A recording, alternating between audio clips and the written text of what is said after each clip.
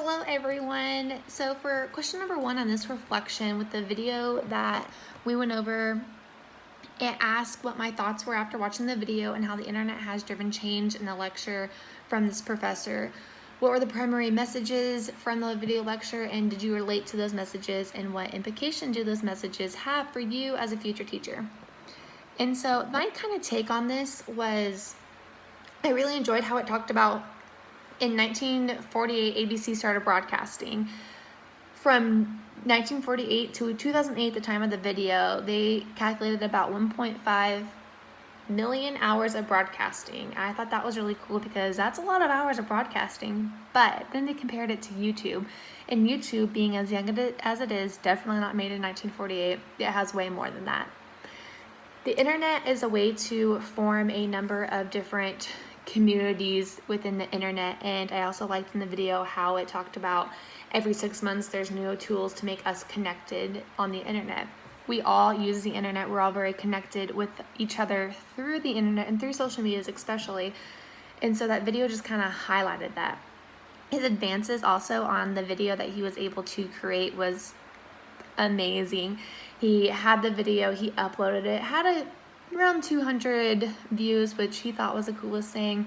The next week he was on that top 5, and he talked about how it was Super Bowl Sunday, so his video was not going to be the biggest video out there anymore because it was Super Bowl Sunday, but then he talked about how it still was, and it was #1 for the longest time. And so the power of people going through and liking it and viewing it, and how it started popping up in different areas, I thought was really cool. It made me very curious about his video, so that's something I will be looking into later on. I think the primary message of this video was that the internet is ever changing, and it is fast changing, and it's just coming up with new advances every single day that are to help us and to help us grow as people and networking and so on and so forth.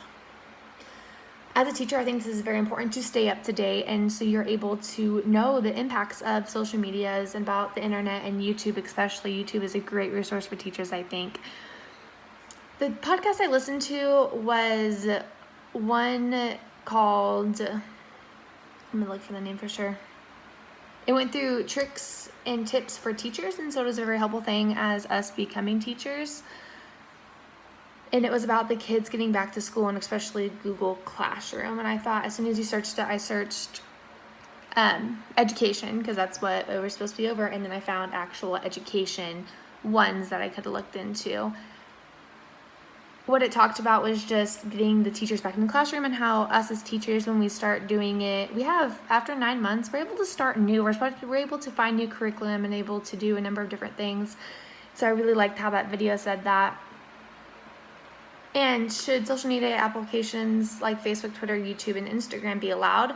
I think definitely not. Facebook, I think there's a lot more harm that can do with their children getting on Facebook. But it's a good way for them to know about and then be able to do that on their own time. I think it would distract, but not in the educational environment. I don't think they should. I think us as teachers can use it, but I think it should be us monitoring it over them.